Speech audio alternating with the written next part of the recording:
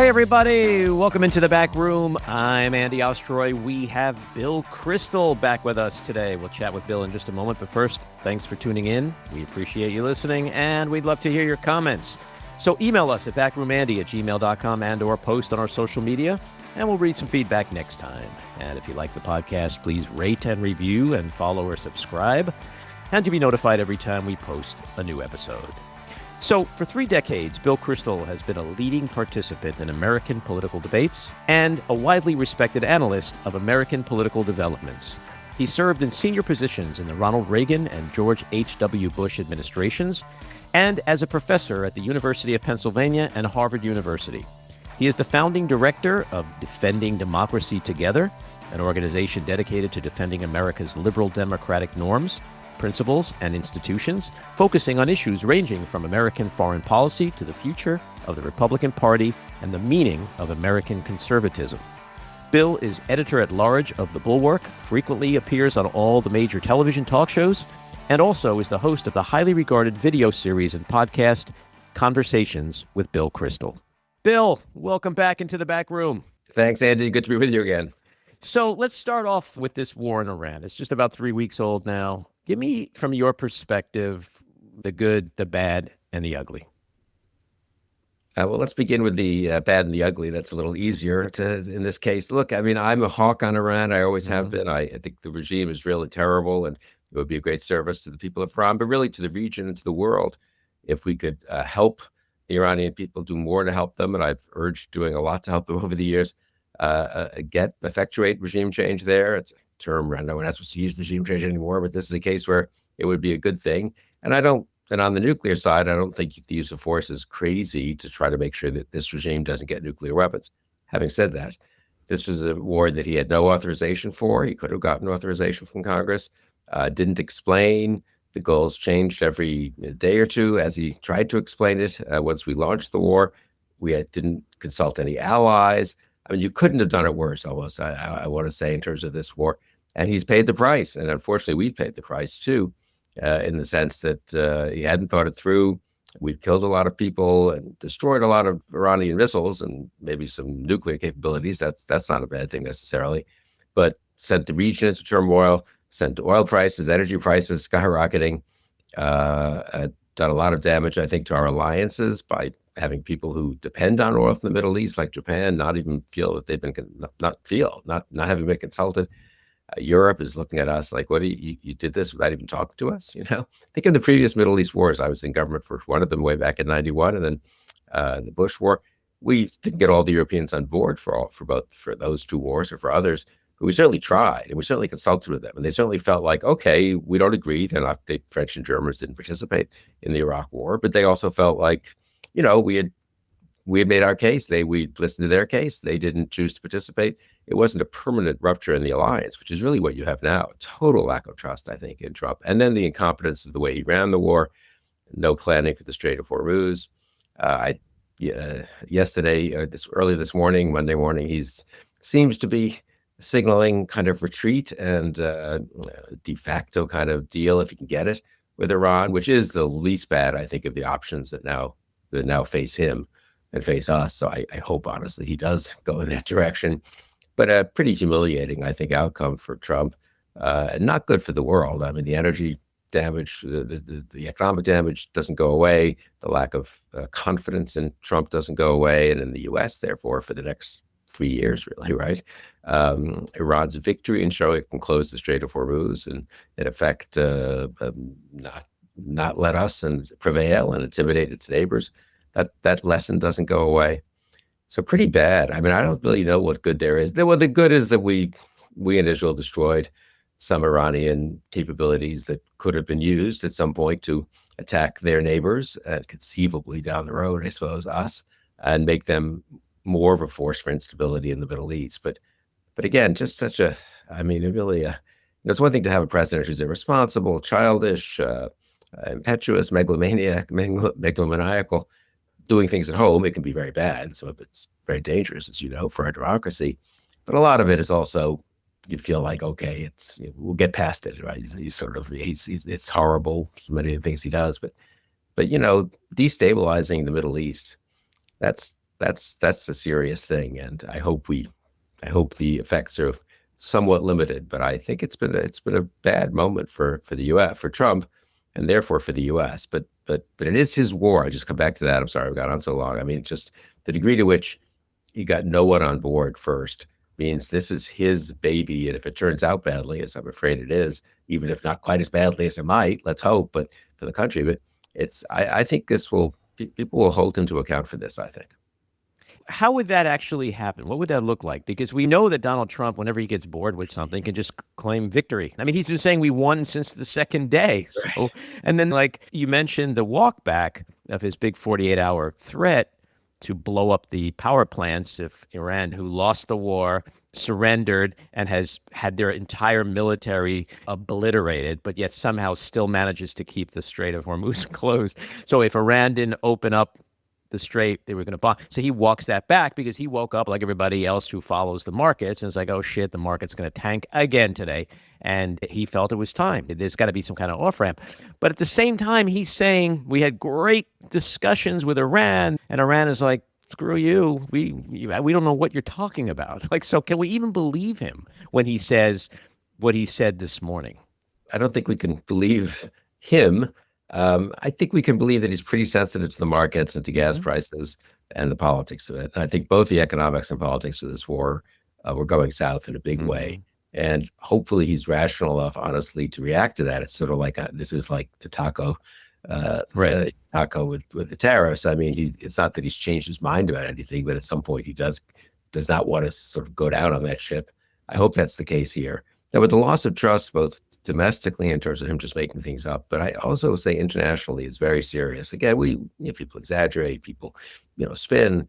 Leaders aren't always totally candid with each other, but the degree to which we are now, the whole world is looking at us and at the Trump administration and thinking, can these guys do anything? We had a little, it turned the one day of bombing of Iran in June, the blowing up the boats. I didn't approve of it in the Caribbean. The one day operation with Maduro.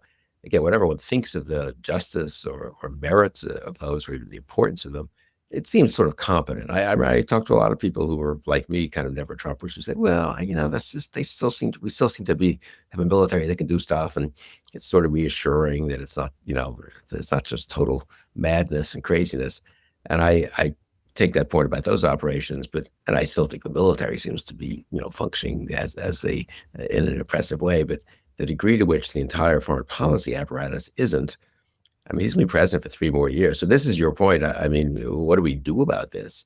Congress can step up, but Congress has a Republican majority.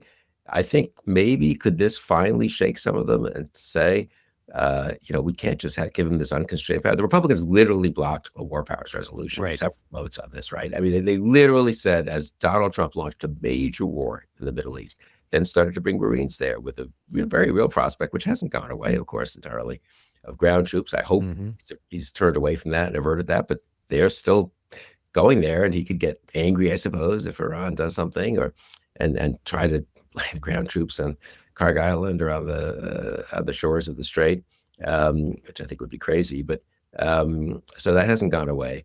So hopefully we've avoided that. But will Congress, which means the Republican Party Congress, finally say we just cannot give this guy a blank check? We'll see what happens with the debate over the money they've asked for. Again, maybe nothing happens to the midterms. Maybe if Democrats win both houses of Congress, it's a real check. But I come back, unfortunately, to the fact that the president is powerful. The executive branch is powerful. Congress could do some checking, but we're stuck with this guy for 3 years. And I do think, therefore, I'm struck talking to people. I don't know what you found, Andy. I mean, this one is shaking people, I think, in a way that a lot of the other stuff that political obsessives like me follow does. Guys think this is horrible. I can believe this. Can you believe that about ICE? Can you believe this about what he said about Robert Mueller, et cetera, et cetera? But I think the combination of the real world effects, the gas prices, the stock markets, and so forth, and the notion of landing boots on the ground in Iran, and the just fecklessness and failure to explain anything, and willful just kind of braggadocio of Trump, but also of Hegseth. I think people have gotten a little more shaken by this, and maybe that's a good thing if they don't give Trump the running room, and if it leads Congress to restrict him as much as possible. And honestly, if it leads others in the administration to push back, obviously Hegseth's not going to, and Pam Bondi's not going to. could the military say, be much tougher in next time? And obviously they've got to respect civilian authority, but could people resign? Could people say we're not doing this again? I wonder how much the system will sort of stiffen up a little bit against Trump. Well, I think you raised an interesting question a minute ago as to, or an observation that this perhaps rattled people more than things in the past. To me, everything stems from the fact that he's a sociopath. That's the tree. Venezuela branch, Iran branch. But there are branches that just fall in the middle of the night and don't hurt anybody. And then there's that big sucker you see on the highway that's looking like it's about to fall on a car. Like Iran, to me, it's just that had the capability of spiraling into something really bad, really big, really quickly. Like we've all talked about, or Trump has talked about, World War III. Like it started to move, like the tectonic plates started to move around a little. Like, what's happening here? Like, where is this going? The better part of me sits back and goes, he's a sociopath, but he's also a coward. He has no plan. He's just like a kid who now has the greatest, most powerful army in the world at his disposal, and he's using it like he's 12 years old playing army with his friends. And so that rattles people. But like even today, when somebody asked him, what happens after the war is over, if there's an imminent end, who's in charge? And he was like, I don't know, maybe me and whatever Ayatollah. And it's like, he's a madman. That's scary when you start involving multiple countries in a war in the Middle East. If we have not learned our lessons, then what are we dealing with right now? We're dealing with somebody who's really out of control. So I think that's why people are just rattled beyond the fact, like you said, the world oil markets, the stock markets, this had the capability of just crashing everything. I don't know if he can quickly dial it back. And maybe you can explain, like, is there a fairly logical off-ramp in the next week or so to just make this all go away? And just like Venezuela, there's still a Maduro in charge for the most part. Well, now there's this son of the Ayatollah who just, by the way, happens to be more pissed off at America because not only did his father get killed, but we also killed his wife and his sister and his aunt and his mother and his dog, literally. Yeah, I mean, it doesn't go away in the sense that we pretty intimidated Venezuela, so it's a crummy regime there, and things could fall apart. It could get worse, and they could start doing things we don't like. But for now, at least, they seem to be a little bit cowed into not causing too much trouble. And they've never been a big exporter of trouble, right? They've been right. We've got a lot of Venezuelans here as a result of this horrible regime. Incidentally, Venezuelans who are contributing a lot to this country, but who, of course, Trump and Stephen Miller don't like having here, apparently. So that's another odd factor there. But no, but the best case here is that he stops doing damage. We get a pause, but then we still have a very bad regime, as you say, even more embittered, maybe radicalized in power there. They still have the capability to build weapons and support terror. So it's not like the problem goes away. It's sort of like we've dealt, we've stopped making it even worse. And, but we still have it's even the good outcome is a not good outcome. And I think worse than we were 4 weeks ago before we, got into this, was we showed weakness and we let Iran show strength, and we would have, all of our friends in the Gulf now are worried about our ability to carry anything out. So I think we've weakened us, and that's bad for the world. The sociopath point, you formulated that very well. I'm going to steal that. The sense that it's one thing. So I don't know. I'm trying to think how to put this in a kind of common sense way. We all know people who are odd, erratic, willful, unpleasant. Do stupid things, do annoy, do provocative things, do unfriendly things, maybe. But one can sort of put up with it a fair amount, and hopefully they're constrained by some basic laws and some basic guardrails, and it doesn't they can't spread their chaos too much beyond maybe their immediate circle. You feel bad for the people obviously in the immediate circle. I think this is the way one feels terrible for the Iranian people. But with Trump now, and so with Trump, that's sort of been the case to some degree. God knows he was doing a huge amount of damage, but it was mostly within this country, or to the degree it was to the world order, which it was also. It was sort of medium and longer term. It was the eroding of NATO, and stuff, maybe but this is another level. I agree. This is not just sort of, a kid lighting matches occasionally, and you look and think, oh my God, I hope that doesn't go there. This is really a kid with, pouring the gasoline all over the place and then starting to throw the matches around, right? Right. Well, he just also doesn't make any sense. Like he'll be begging NATO for support, and then like 20 minutes later saying, we don't need anybody. Just like today, someone asked, do you still want the $200 billion in supplemental military aid?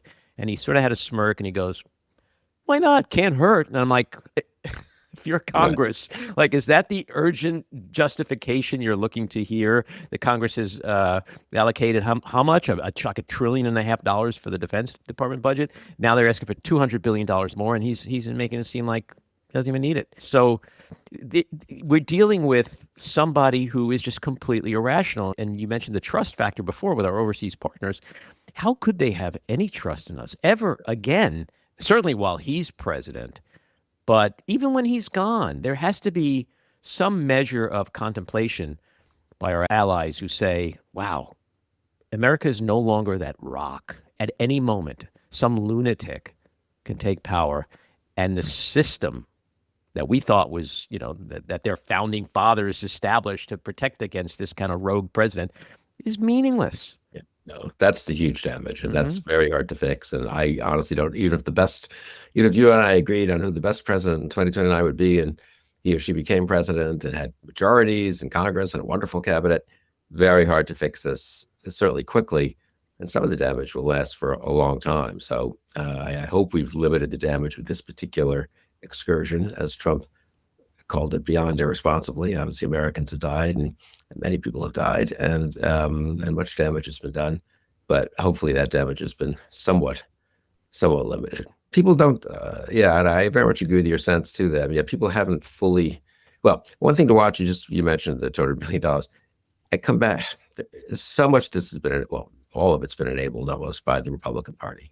You can write a scenario with Trump where he's president for 4 years. Does a lot of stupid and foolish things. He did have people in that first term who constrained him some. If the Republican Congress hadn't just capitulated to him and then become his enablers, if they had tried to limit him and constrain him, we would have sort of made it through those 4 years, I think, more or less, and come back to fight another day, so to speak. Would have been a little parenthesis in American history. Maybe not our best 4 years, but not a real inflection point.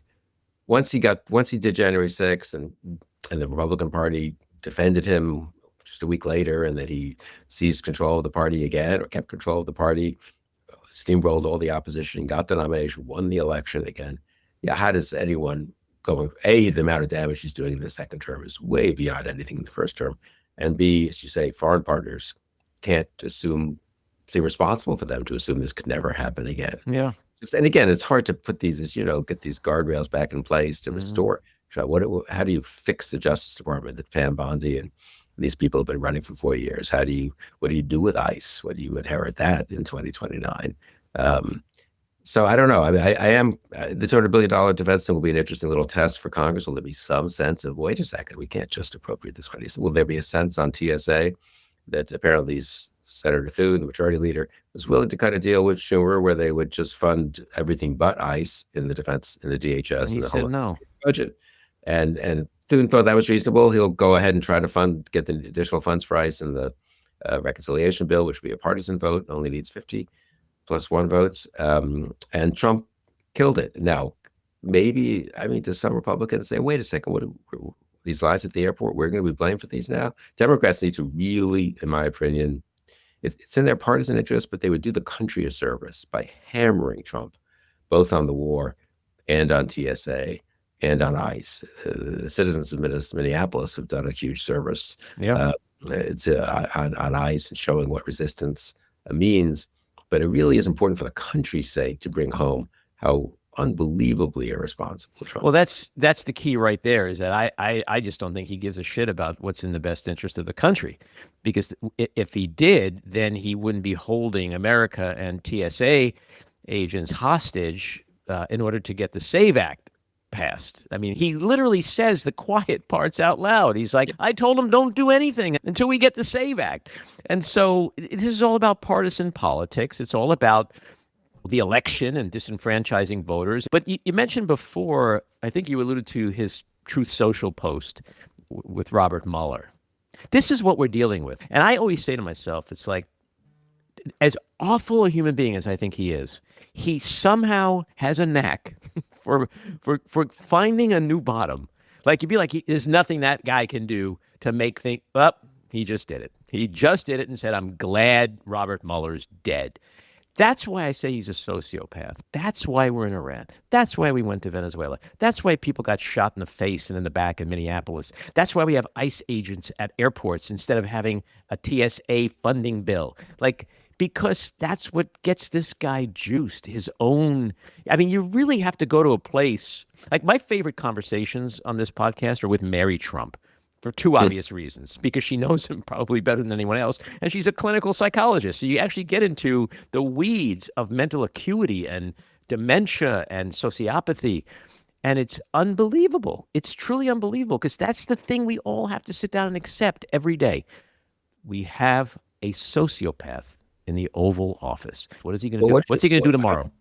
I mean, you're a shrewd observer of human nature. I mean, what do you think the people who are working for him think? What do they tell themselves? They know this. I mean, they're not total idiots, and they aren't totally drunk. Some have drunk the Kool-Aid, I suppose, but not all of them, presumably. And I mean, how do they justify it? It's one thing for us to be lamented and to really be alarmed about it and do our best to constrain him and constrain, the problems he's bringing, and hope that politics will get a little better.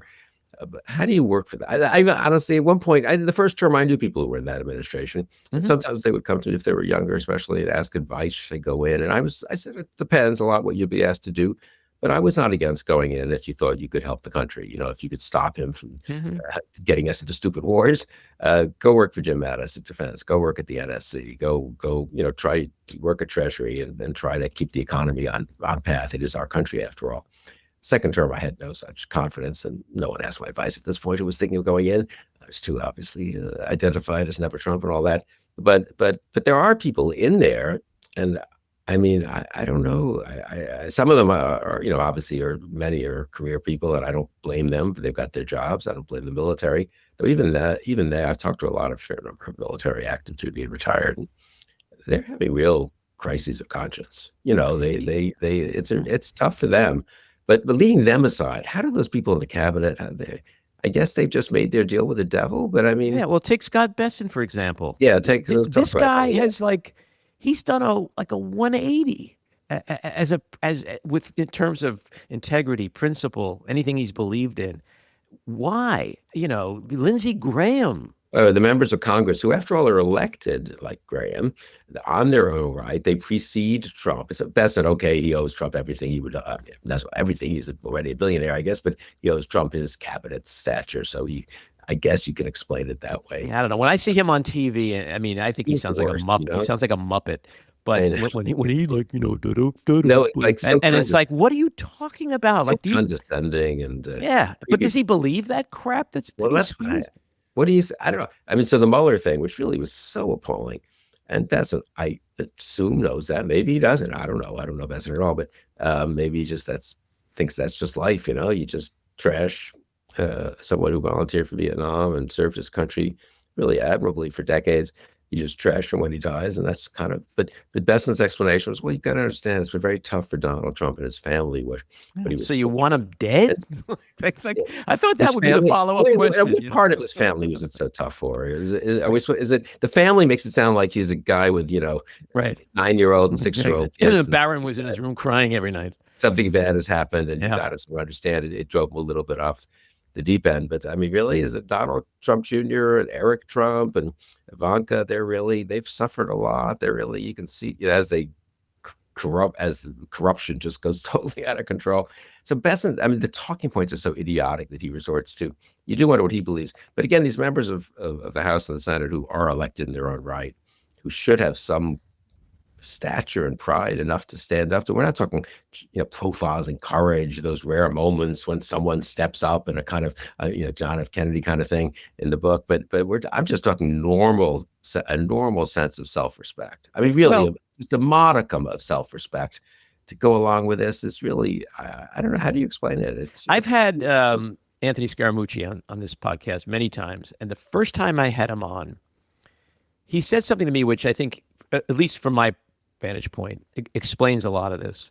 And I said to him, "You're a really smart guy. Like, how does a guy like you get caught up in that shitstorm?" And he said, "Andy, I was an Italian kid from Long Island, and now I'm sitting with the President of the United States in the Oval Office." And he goes, "That was it. Like, it's access. It's being in the in club. I mean, look at what goes on in Mar-a-Lago. I mean, those people are like the Walking Dead. There's no integrity, self-respect at all. They just want to be where the big guy is, and they couldn't give a shit what he does, what he says, who he wishes was dead. And they pay like how many hundreds of thousands of dollars for that privilege to watch him walk in and go to his table. Like, you may not be able to explain it. I may not be able to explain it, but I think this addiction to access and power and just feeling like you are on the inside and everybody else is on the outside. I don't know. Well, maybe it's fear. Maybe they're all afraid that he will do some really bad shit to them. I don't know. I think your first point is really important, the access to power. I mean, I saw that a little when I was in the White House about 30 years ago. I mean, it manifested itself then. Vice President Quell and I would laugh about this. Sometimes Bush would have people into the Oval Office, friends, business types, more private meetings, not official kind of things. Got to get a sense of what's going on out there. And often they would have gotten to know Vice President Quell a little bit over the course of the 2, 3, 4 years of the administration. And they would sort of say, "Hey, can I come by and say hello to the Vice President too?" And, usually you'd say yes if they were friends of the president, And these were often old acquaintances of Bush from Texas or from, New York or elsewhere. And they'd come in and they'd talk with Quayle candidly off the record, maybe just 3 or 4 of us in the office. And sometimes, this in 91 very well, we were going through a recession. And I remember they would say, "God, the economy's not great, and President Bush, I love him, but he looks a little out of touch. And the administration isn't responding." Maybe, that was the case in 91. We paid a huge price for this politically in 92. And Vice President Quayle would say, "You know what, you should tell the president that candidly. You're an old friend. I think you're not here in the bubble in the White House. He would respect it if you just say, I think you guys don't seem to appreciate that we have real economic problems or other issues. This is true on other issues too." And sometimes Quayle would also sit in the meeting in the Oval Office, and Quayle would come back, and he was always careful what he told me about, even me, about what I was in chief of staff, but what happened in the Oval, that's kind of supposed to say that, but he'd say, they rarely come through with their promise to tell the truth to the president. "Mr. President, it's such an honor to be here. We're so great to have been, we've been friends for 30 years. This is such a wonderful culmination." Right. And I, in a nice way. I mean, so that's the sort of nice side, you might say, of what the Trump people are doing. You know what I mean? That's like somewhat not harmless exactly, but it's to be expected. It's like any big shot is not going to hear the truth from people who work for him or from his friends. But with Trump, of course, but I was not true, incidentally, of members of Congress. They were much more candid, and they fought Bush out of many things. But look at his cabinet meetings. Like, it's like You a can't- frustrating like session. It is Like, North Korea. So that's fear, presumably, in the North Korean case, like Stalin, they're going to kill you if you don't. The first person who stops clapping is the first person who goes off to Lubyanka prison, right? And that, remember, there was House Republicans, and they kept clapping like seals, for 2 minutes when Trump came a week or 2 ago. So a lot of that is fear, but a lot of it is, I think you're right. It's the being on the inside, and Trump's sort of clever about that. Don't you think you only get on the inside if you behave that way. So it's a sort of binary choice, right? You don't get to sort of be a critical friend or whatever like that, and they get rewarded, right? People who are inside are getting incredible amounts of money on this crypto deal and this, and people on the outside, he can go after you. So I think people who hate Trump, who despise Trump, who think he's a sociopath, like some of our friends, underrate just the sort of cunning, he has in terms of manipulating people and giving them incentives to suck up to him, or certainly not to say nothing bad about him, but both incentives and fear.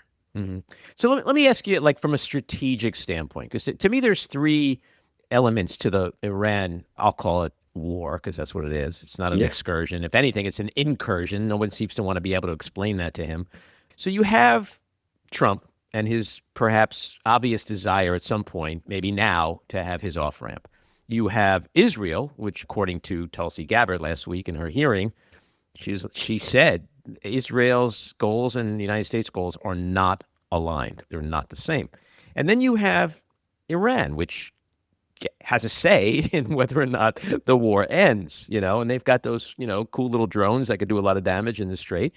So it's like you have these three pieces that may not be working in sync.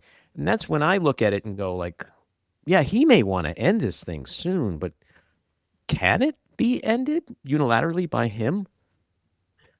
I mean, not unilaterally, but I think it could be. I mean, it could go wrong because, as you say, it's very complicated, and Iran and Israel have their own interests and motivations, and also they're not always unified actors, right? And then there are other parties who get a say. The Saudis get fed up and do something. So a lot of players here, but I think at the end of the day, Israel has done a lot of the damage it wanted to do to Iran. They would have liked to have toppled the regime. That doesn't look like it's going to happen.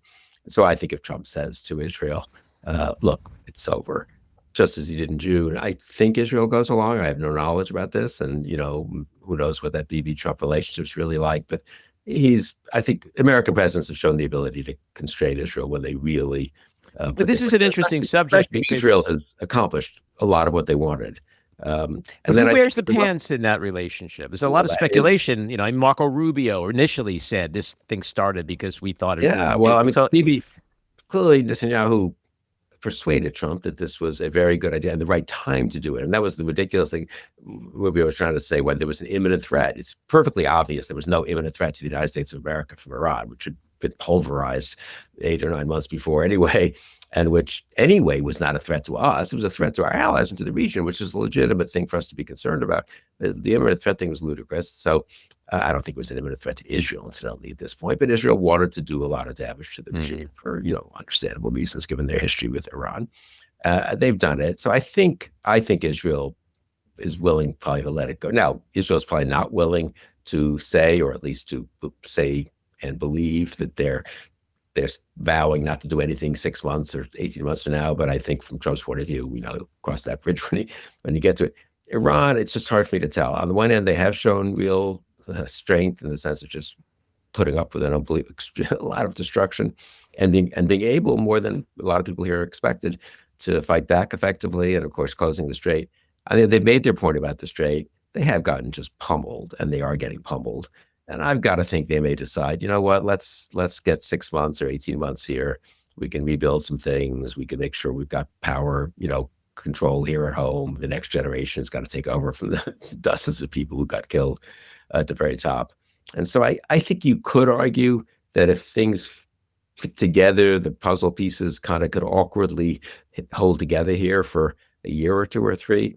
But even that takes someone with some skill to do this. Maybe, I hope there are actually, honestly, intermediaries, other countries step in and sort of help make this happen, whether it's Middle Eastern countries or Japan's been involved a little bit behind the scenes. Someone told me some of the European countries, because you can't trust, I don't think, Trump's people to figure out how to make this happen. The Iranians are busy, trying not to get killed. The Israelis feel like they're riding high. So I think on the one hand, it's worrisome that there's no Henry Kissinger here showing up and saying, okay, now is the time. No, we got Jared Kushner. Can you believe it? I mean, really, Witkoff, Kushner, Rubio, who's gotten like 9 jobs and doesn't actually have any experience doing. Well, the thing that rattled me today, another thing, was when I saw them talking with Trump again on the tarmac, I think it was. And somebody asked him, so when did these negotiations start? And his first visceral reaction was, late last night. And then he kind of caught himself and he goes, with a little bit Saturday night. And my first reaction was late last night, and then early Monday morning, you're announcing that this thing is over by Friday, maybe? Like, that was some kind of discussion. Like, this thing was wrapped up. Everybody agreed on, and that's when I started to realize he's just making it up as he goes along. And then that's when I saw the statement from Iran that we don't know what he's talking about. And it's like, oh my God. And just how the, Hegseth is, watching that, I have a high regard for the military. I've worked for some with government. Our son served as a Marine and fought in Afghanistan. And so I've known them over the years here in Washington, always been sort of friendly to them because, I was sort of hawkish on a lot of issues. And had peers my age who reached very high levels. And then, as I say, my son's generation, I knew a lot of them, know a lot of them. And what Hegseth has done, I mean, the image now of the American military abroad and at home, I think, honestly, I don't think it's fundamentally at home changed things, as people know, servicemen and women, and know that Hegseth doesn't represent them, so to speak. But it's just horrible. I mean, I really feel like it. I just watch it. I try to. I can't even watch it, honestly. But well, I those cringe. pressers with Yeah. I feel like he's just all about now giving more content to Colin Jost for his Saturday Night Live. Oh, I know. Like that's it. Like who does a brilliant Hegseth, by the way. He nails Yeah. him because it's just this like fake, toxic, macho, Rambo bullshit. It is completely embarrassing. It's so embarrassing, as you said. I mean, you said before you disagreed with other administrations. I have too, but whatever you thought of these different secretaries of defense, secretaries of state, you didn't usually feel embarrassed that they were or scared. Or for America, like scared. These are the guys that are prosecuting this war. Trump, Hegseth, Rubio, who has sold his soul for whatever reason. It's terrifying. Kushner, I mean, really, Jared? First of all, didn't he bring peace to the Middle East the last time? Yeah. Right? Like, why are we still like? What gives this a billionaire son, or I don't know whether he's a billionaire or not. But I guess we'll call him a very wealthy son-in-law.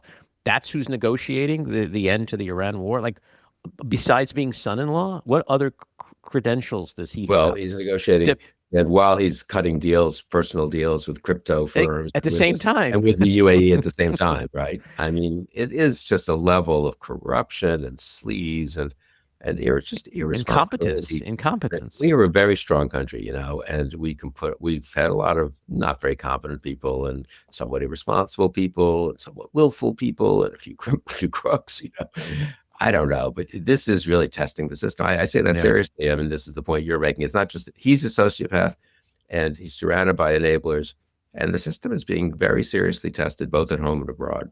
Yeah. My last question is, where is it going next? In your most optimistic, realistic scenario, what happens in Iran?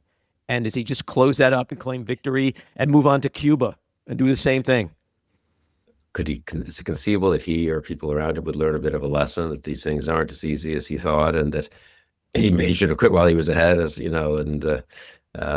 ran these casinos. Of course, he ran into the ground. But one thing if you follow gambling at all is quitting while you're ahead is a very important principle, and not letting it all go to your head when you have a good run of the dice is kind of key to not losing it all. And I do think the megalomania, someone else who knows those people, I don't talk to many people who know people in this administration, but someone who knows some of them said this. He thought that Trump was different. Trump certainly in 2025 is different from Trump in 2017. I think that's true. To older, for one thing. And, coming to come back and the saved by God from the assassination and all this stuff. But secondly, Trump, after Venezuela especially, it all became, I can do anything. The U.S. can do anything. Our military can do anything. The rest of the world can complain, but screw them. It really became a kind of, being a sociopath is bad. Being a megalomaniacal sociopath is really dangerous. Could he retreat from that some? Or could other institutions, whether it's the military, Congress, civil service, outside groups outside big shots who have kowtowed to Trump, obviously, and enabled him and accommodated him and acquiesced in him, could some of them start to stand up? It's going to be rough. I'm worried about the next 3 years. He's got to be constrained as much as we can. Mm-hmm. But he's the president of the United States and surrounded by people who are encouraging him in many of his worst tendencies and inclinations. Great insights, great chat. Come back again soon, Bill. Thanks. I'd love to, Andy. Thanks. All righty, take care. This episode was produced and edited by me, Andy Ostroy. It was co-produced by Maddie Rosenberg and Jen Hammoud for Radio Free Rhinecliff, with additional editing by Maddie Rosenberg, music by Andrew Hollander, and graphic design by Cricket Langell. And with a special thanks to our sponsor, The Epicurean. Again, thanks for listening. Please rate and review wherever you get your podcasts, and subscribe to the Backroom with Andy Ostroy YouTube channel, where you can watch full videos of our interviews. See you next time.